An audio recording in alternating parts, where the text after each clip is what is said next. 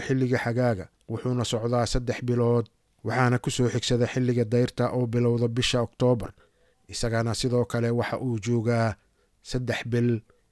intaa kadib waxa la gaaraa xilliga jiilaalka oo bilowda bisha Janaayo wuxuuna sanadku ku soo gabagaboobaa xilliga guga oo bilowda bisha Abriil 3 bilood kadibna oo ah bisha Luulyo waxa bilowda sanad cusub oo wata magac ayaan cusub labadii qaybood ee hore waxaan ku soo faahfaahinay sida habsamida ah ee uu shaqeeyo kalendarka ama kaltiriska Soomaalida ee soo jireenka ahaa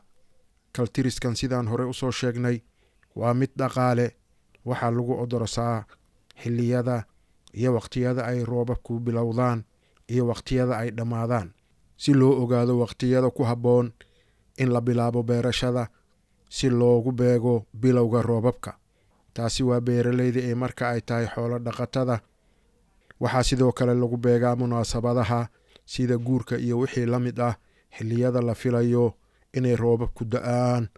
ee barwaaqada ah haddaba waxaan ognahay in dabka la shido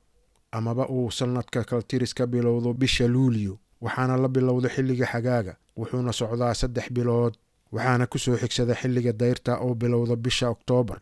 isagana sidoo kale waxa uu joogaa 3 bil intaa kadib waxa la gaaraa xilliga jiilaalka oo bilowda bisha Janaayo wuxuuna sanadku ku soo gabagaboobaa xilliga guga oo bilowda bisha Abriil 3 bilood kadibna oo ah bisha Luulyo waxa bilowda sanad cusub oo wata magac ayaan cusub wuxuuna daayinkiis iyo abadkiis ku soo aadaa ayaanta ku xigtatay dabka la shiday sanadkii hore dabshidka sanadka cusub waxaa lala xiriiriyaa dhaqamo iyo caadooyin u gaar ah munaasabada dhaqamada waxaa ka mid ah maqribnimada ama marka qorraxdu dhacdo habeennimada maalinta dhalashada sanadka waxaa madaxa koow guryaha hortooda loogu shidaa dab aan oog weyn ahayn waxaana ka boodo qof kasta oo ka mid ah reerka yar iyo weyn iyo qof kasta oo goobjoog ah 3 jeer carruurtuna waxay ka boodaan inta sano ay jiraan iyadoo la dhahayo shuushow bax taa oo tilmaamaysa xilliga kala guurka ah ee 2 sano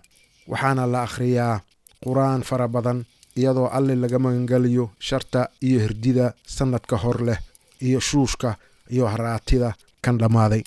waxaa kaloo ka mid ah caadooyinka sanadka dabshidka lagu soo dhaweeyo una gaar ah magaalada Afgooye ciyaarta istunka taa oo ah ciyaar dagaaleed ay iskaga hor yimaadaan 2 koox oo ka mid ah dadka kala degan webiga labadiisa daan taasoo inta ciyaartu socoto la isku garaaco ulo